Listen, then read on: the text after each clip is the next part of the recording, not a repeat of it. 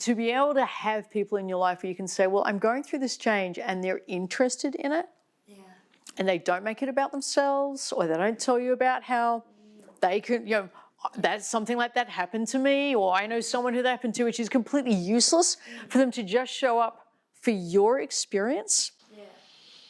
That's so rare and wonderful, and a lot of people don't have it. So you're right okay, so we get to the point of clarity.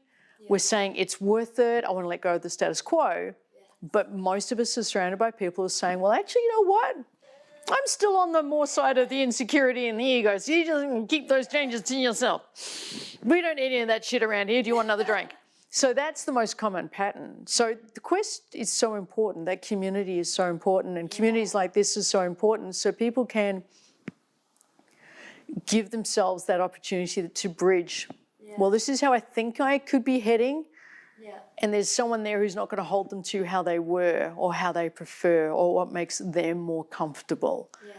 And then it's a whole other conversation for another day, that they're the quality of person where they can hold the space for what they're experiencing and not what they think it should be, how it compares to something else or how it shouldn't be that.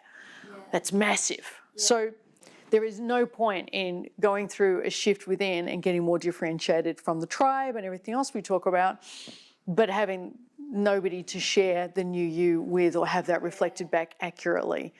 It's that the beautiful thing is having that reflected back. So self-awareness, you've got to become self-aware. There's all of that has to be unpacked.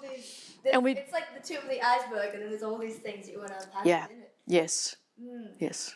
So from that, what advice would you give somebody they know that that's the step, they want to go on the journey, they want to start unpacking those things, and because many of our members have experienced this and share this as part within the community, where it's like they get it, like they get that's the path they want to go, and they know that's a conversation they want to have, and they've done some of the work, and they just started, they start seeing it, they've started becoming more self-aware, and they can see how they're reacting. But sometimes the reactions still happen. The emotions still come up, and the triggers still set them off. And I think the first step is be able to step back and be like, all right, I'm doing that thing that I do when that happens.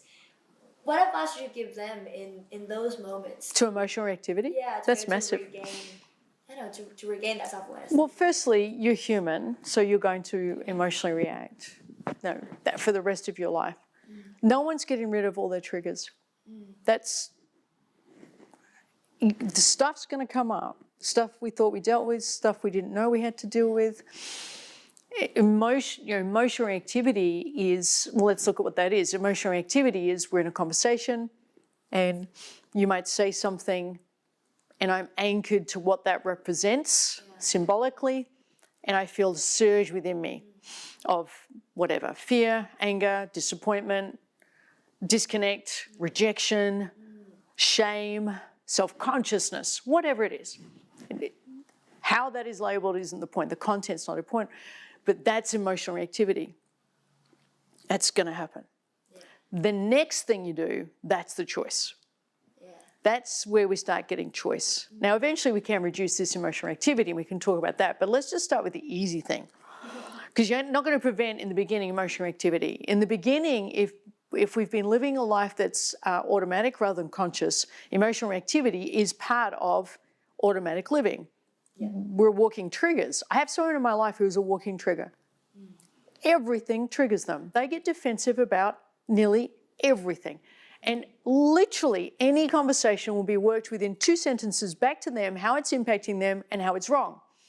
That's how they're wired. So, and then there's people on the other end of the spectrum. It's like, it's really hard to get a rise out of them, and they're so mellow and nothing's, and maybe that's got its own challenges as well. It's like, man, feel something.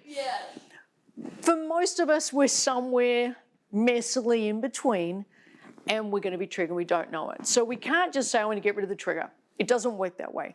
But we can have some say in how we consciously notice it and start dealing with it differently.